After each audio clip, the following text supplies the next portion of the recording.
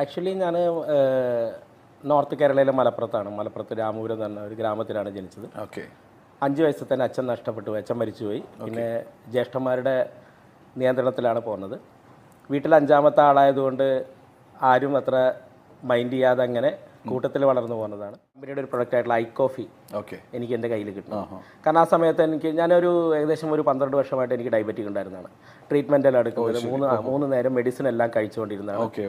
Medicine കഴിച്ചിട്ടും എന്ത് സംഭവിച്ചെന്ന് വെച്ചാൽ എൻ്റെ വലത് കാലിൻ്റെ ഒരു സൈഡ് കാൽപാതൊക്കെ തരിച്ച് പോയിരുന്നു. അപ്പോൾ ഡോക്ടർ പറഞ്ഞു ന്യൂറോപ്പതി ആയിട്ടുണ്ട്, ഇനി അത് കണ്ടിന്യൂ ചെയ്ത് കഴിഞ്ഞാൽ ചിലപ്പോൾ വൂണ്ട് വന്നു കഴിഞ്ഞാൽ കാല് കട്ട് ചെയ്യേണ്ടി വരും, അപ്പോൾ വളരെ ശ്രദ്ധിക്കണം എന്നൊക്കെ പറഞ്ഞ് ഒരു സാഹചര്യത്തിൽ ഞാൻ ഐക്കോഫി കഴിച്ചു.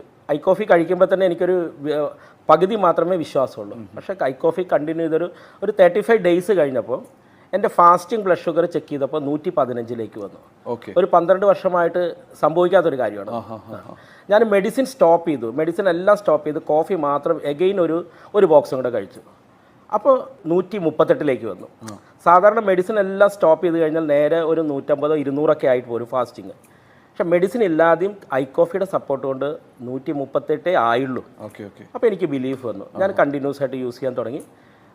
പതിയെ മെഡിസിൻ്റെ ഡോസ് കുറയ്ക്കാൻ സാധിച്ചു. ഒരു വർഷം കഴിഞ്ഞപ്പോൾ മെഡിസിൻ തന്നെ കംപ്ലീറ്റ് സ്റ്റോപ്പ് ചെയ്യാൻ സാധിച്ചു. നോർമലി കണ്ടീഷനിൽ പോയിക്കൊണ്ടിരിക്കുകയാണ്.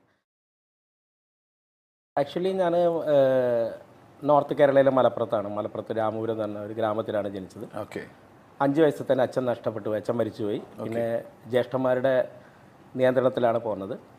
വീട്ടിൽ 5ാമത്തെ ആളായതുകൊണ്ട് ആരും അത്ര മൈൻഡ് ചെയ്യാതെ അങ്ങനെ കൂട്ടത്തിൽ വളർന്നു പോകുന്നതാണ്. കമ്പനിയുടെ ഒരു പ്രൊഡക്റ്റ് ആയിട്ടുള്ള ഐക്കോഫി എനിക്ക് എൻ്റെ കയ്യിൽ കിട്ടുന്നു. കാരണം ആ സമയത്ത് ഞാനൊരു ഏകദേശം ഒരു 12 വർഷമായിട്ട് എനിക്ക് ഡയബറ്റിക് ഉണ്ടായിരുന്നതാണ്. ട്രീറ്റ്മെൻ്റ് എല്ലാം എടുക്കുന്നത് 3 നേരം മെഡിസിൻ എല്ലാം കഴിച്ചുകൊണ്ടിരുന്നതാണ്. മെഡിസിൻ കഴിച്ചിട്ടും എന്ത് സംഭവിച്ചെന്ന് വെച്ചാൽ എൻ്റെ വലത് കാലിൻ്റെ ഒരു സൈഡ് കാൽപാതൊക്കെ തരിച്ച് പോയിരുന്നു. അപ്പോൾ ഡോക്ടർ പറഞ്ഞു ന്യൂറോപ്പതി ആയിട്ടുണ്ട്, ഇനി അത് കണ്ടിന്യൂ ചെയ്ത് കഴിഞ്ഞാൽ ചിലപ്പോൾ വൂണ്ട് വന്നു കഴിഞ്ഞാൽ കാല് കട്ട് ചെയ്യേണ്ടി വരും, അപ്പോൾ വളരെ ശ്രദ്ധിക്കണം എന്നൊക്കെ പറഞ്ഞ് ഒരു സാഹചര്യത്തിൽ ഞാൻ ഐക്കോഫി കഴിച്ചു.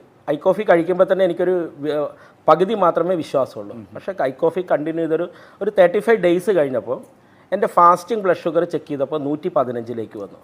ഒരു 12 വർഷമായിട്ട് സംഭവിക്കാത്തൊരു കാര്യമാണ്.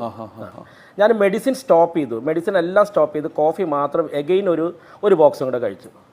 അപ്പോൾ 138 വന്നു. സാധാരണ മെഡിസിൻ എല്ലാം സ്റ്റോപ്പ് ചെയ്ത് കഴിഞ്ഞാൽ നേരെ ഒരു 150 200 ആയിട്ട് പോരും ഫാസ്റ്റിങ്. പക്ഷെ മെഡിസിൻ ഇല്ലാതെയും ഐക്കോഫിയുടെ സപ്പോർട്ട് കൊണ്ട് 138 ആയുള്ളൂ. അപ്പോൾ എനിക്ക് ബിലീഫ് വന്നു. ഞാൻ കണ്ടിന്യൂസ് ആയിട്ട് യൂസ് ചെയ്യാൻ തുടങ്ങി. പതിയെ മെഡിസിൻ്റെ ഡോസ് കുറയ്ക്കാൻ സാധിച്ചു. ഒരു വർഷം കഴിഞ്ഞപ്പോൾ മെഡിസിൻ തന്നെ കംപ്ലീറ്റ് സ്റ്റോപ്പ് ചെയ്യാൻ സാധിച്ചു. നോർമലി കണ്ടീഷനിൽ പോയിക്കൊണ്ടിരിക്കുകയാണ്.